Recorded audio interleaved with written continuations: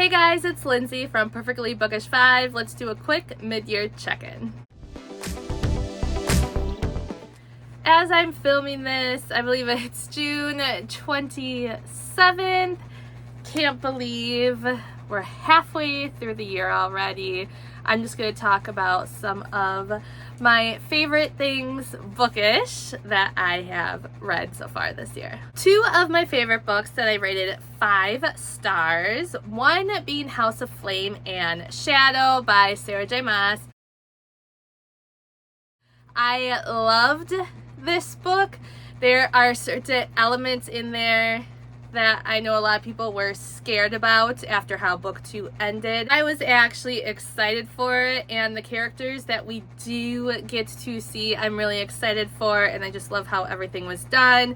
Sometimes when you get a book that follows so many different characters, things can just get lost and seem weird, but I think it was very well done. And I really love the book. Then I received an arc of Dragon Rider by Tara Matharu. I really enjoyed this book. This is the first in a series. There's a character that's been enslaved by a kingdom. They rule all, and they are marrying off their son to another kingdom's daughter because it is one of the lands they haven't conquered yet, and they want to conquer everything they can, and they're going to try to do so by marriage. Something goes incredibly wrong. There are dragons, there are mysteries, there are battles, and I really loved it. I do have a review video that you could go back and look at if you are interested, and I'm excited for the series to continue. Then there is a book I gave 4.5 stars that goes into one of my favorite new authors that I have read so far this year, and that is Gianna Darling. I read Serpentine Valentine. This, I believe, is a standalone book. There is a girl who gets taken advantage of by her professor, and no one helps her when she asks for it. So she starts to take revenge on the gentlemen on campus who do wrong things and who treat women badly. Like I said, it was my first read by Gianna. I really enjoyed it. I was fortunate enough I got to meet her at Wild and Windy in Chicago, and I am excited to start one of her other series that I have. Something on the Wind. Lessons of Corruption, I think, is the first book, but that's a series that I want to read in this next half of the year. There is a series that I was so excited to dive back into, and I didn't even realize I was diving back into it. That is Ciao Bella by Rachel Van Dyken. I read an arc of this book. The book just released a couple days ago, and I requested to get an arc of it, an e-arc, and I just did because I like Rachel's books. I really didn't even pay attention to what it was, and to my surprise, when I started reading it, it is an extension of the Eagle Elite series. You have the Eagle Elite series, and then you have the second generation, their kids, and then this one is following the Delanges. Sorry if I'm not saying that correctly, but that is what the series is called, like the Rise. I'm gonna have to double check that. It's either the Rise of the Delanges. What, Delanges? I'm sorry, I'm feeling weird about saying that, but I will put it down below, make sure I have the name of the series right. But the series is continuing, so yes, we get some different characters that we are following, and at first I'm reading and it's like, okay, is this, like, I love the series, and surprisingly I love the second gen even better than the originals. I'm like, okay, we're diving back in. Is this going to be weird? And as I first started reading it, it just seemed like it was going to be an enemies to lovers type of story, and then boom, something crazy happens in the book and all hell breaks loose, which is what happens in these books. which I love because along with the characters, I was trying to figure out what the heck was happening, what was going on, why it happened, and the craziness behind it. So if you didn't know, if you were a fan of Eagle Elite and the second gen stories, there's another series just came out, Ciao Bella. I would definitely recommend picking it up if you're a fan of that series. Or too, if you like mafia books, it's something to check out as well. I'm excited that we're back in this world. New series, well, I just realized as I'm saying this, like Ciao Bella goes with that, but it is an extension of an old series. But a new series that I started this year, that came out this year, that I've been excited to read is Magnolia Falls, and this series is by Laura Pavlov. The first book is Loving Romeo. Romeo and Demi are characters. Then we have Wild River. I read those first two books. Forbidden King is the most recent book that just came out, and then is it Beating Hearts?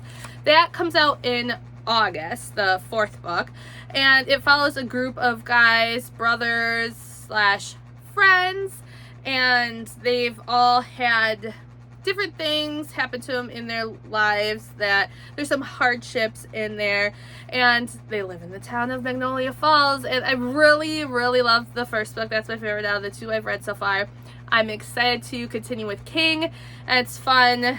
Most of the books, not all of them. Loving Romeo. Romeo is the character. Wild River. River. Forbidden King. King. And it's fun that their names are in the title. And one of them has a son that he likes to be referred to as Beefcake. He's fun in the stories as well.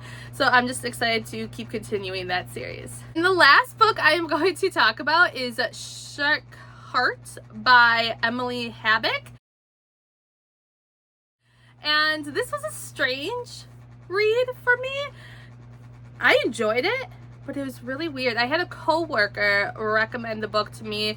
She reads as well, but we typically don't read the same things, but she told me to give this one a try.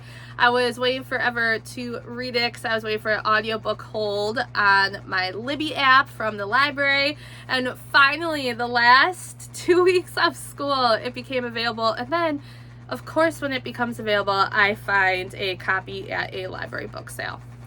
Crazy how that stuff happens. But so essentially the story is about a guy who is like turning into a shark, which is really weird and strange, but it was very enjoyable.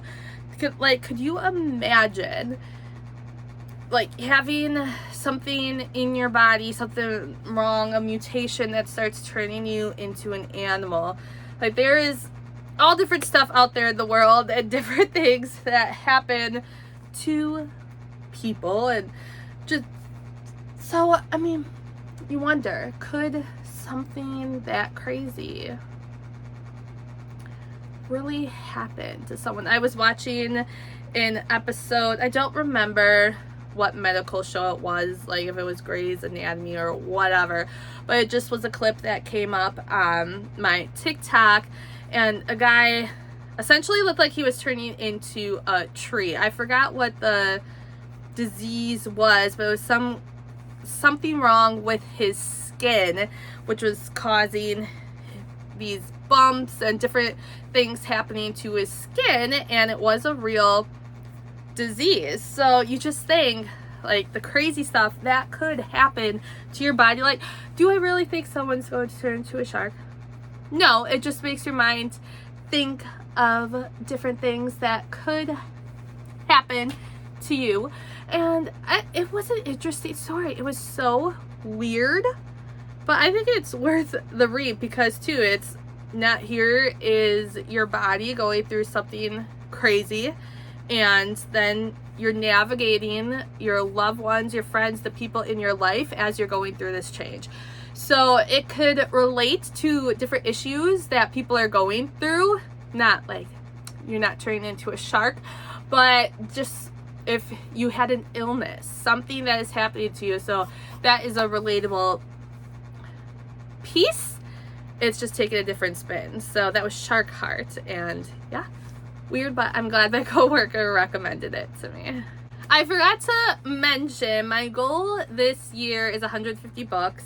I'm about 10 behind right now. I think I'm at 63. In all honesty, I haven't been doing very well at keeping track these last couple months on my Goodreads and in my reading journal, which I don't know what happened. I love writing and keeping tabs in my reading journal, so I'm not sure where I dropped the ball. I just kind of got in this funk with reading, and that happens to me sometimes. I will listen to audiobooks one after the other over and over and over, and I overdo it sometimes, and I think that's what puts me in these funks and these reading slumps, because I just do it too much and then I'm not retaining like I used to.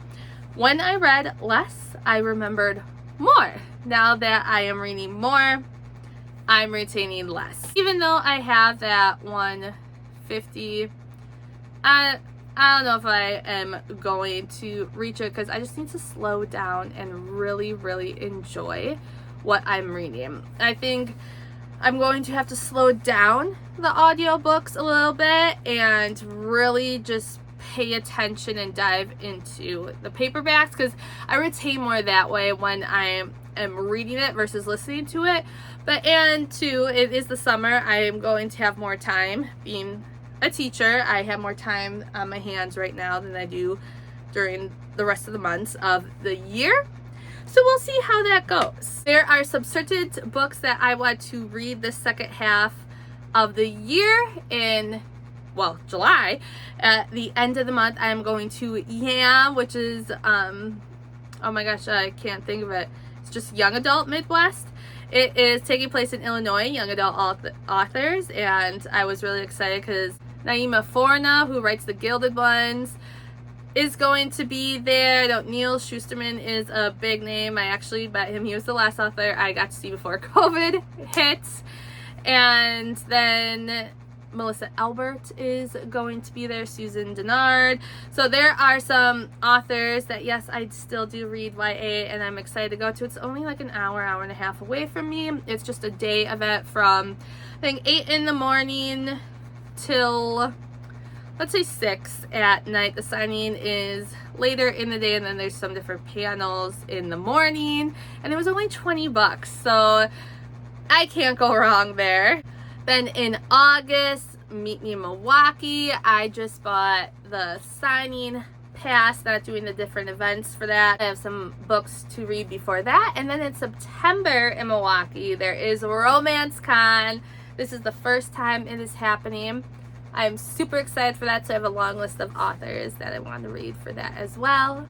And then just reading for me, there's some authors that I haven't read in quite some time that I want to get back to and catch up on.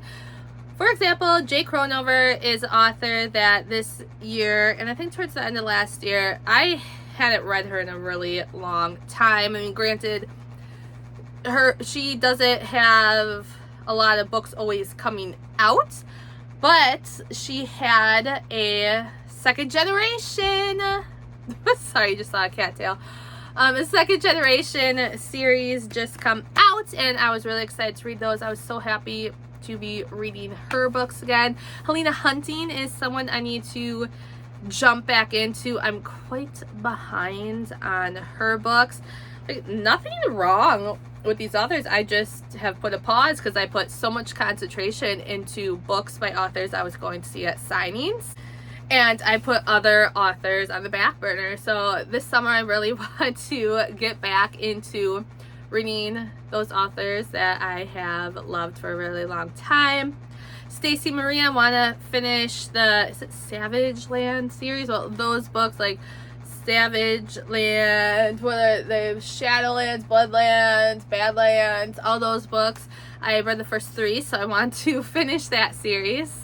I'm excited. Serena Valentino on July 30th, my cat's birthday, my dad's birthday, and my nephew's birthday, has Gaston coming out from her villain series. I'm excited to read that. Ellen Hopkins has a book coming out August 27th, Sink.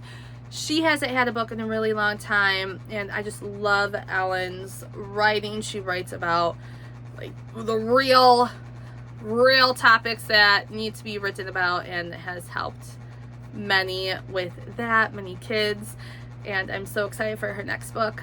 Oh, Jen's book that got pushed back to August. I'm a couple books behind on the From Blood and Ash and those series. I have one to read for each series. Well, I haven't decided if I'm going to read Visions yet, because I think that's like a collection of different stuff and different point of views, and sometimes I'm not always keen on reading those, but I have to read A Fire in the Flesh and A Soul of Ash and Blood, so I'm still a little behind on that. So I have some plans for the rest of the year. Oh, in October, I just want to have a month of reading Stephen King. I thought that would be fun, and especially saving it for October and then watching some of the movies that go with the books, just having a spooky month.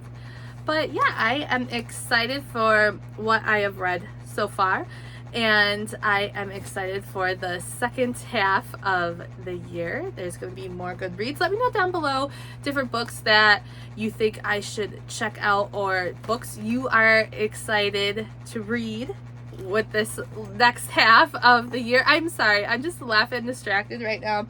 I am sitting on a blanket, and my cat is currently pushing me, trying to get under the blanket because he loves playing under blankets. So he is being a goof right now, and it's just making me laugh. So sorry about that. But yeah, and also let me know down below what have been some of your 5-star reads, or like your favorite reads so far this year. All right, guys, thanks for watching. I'll see you next time. Bye.